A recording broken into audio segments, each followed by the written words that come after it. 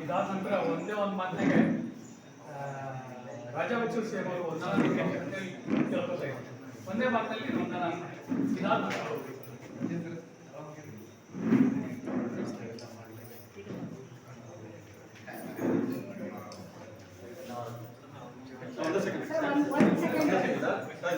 ಈ ಸಮಯದಲ್ಲಿ ನನ್ನೊಂದು ಚಿಕ್ಕ ಕಾಣಿಕೆಯನ್ನು ನಾನು ಮಧುಗೆ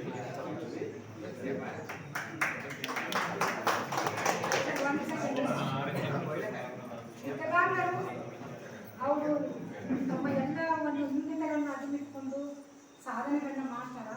ಅದೇ ರೀತಿ ನಮ್ಮ ಇವರು ಸಾಧನೆ ಮಾಡಿದ್ದು ತುಂಬ ಖುಷಿ ಬಂತು. ಇವರು ಸಾಹಿತ್ಯ ಫೀಲ್ಡ್ನಲ್ಲಿ ಸಾಹಿತ್ಯ ಕ್ಷೇತ್ರದಲ್ಲಿ ಸಾಧನೆ ಮಾಡ್ತಾರೆ. ತುಂಬ ಚೆನ್ನಾಗಿ ಬರೆದಿದ್ದಾರೆ. ಇವರು ಪುಸ್ತಕವನ್ನು ಕೊಂಡು ಹೋಗ್ಬೇಕು ಅನ್ನುವಂಥ ಒಂದು ಮನೋಭಾವನೆ ನನಗೆ ಬಂದಿದೆ. ಇದೇ ರೀತಿ ಇವರು ಸಹ ವಿಕಲಾಂಗಿದೆ.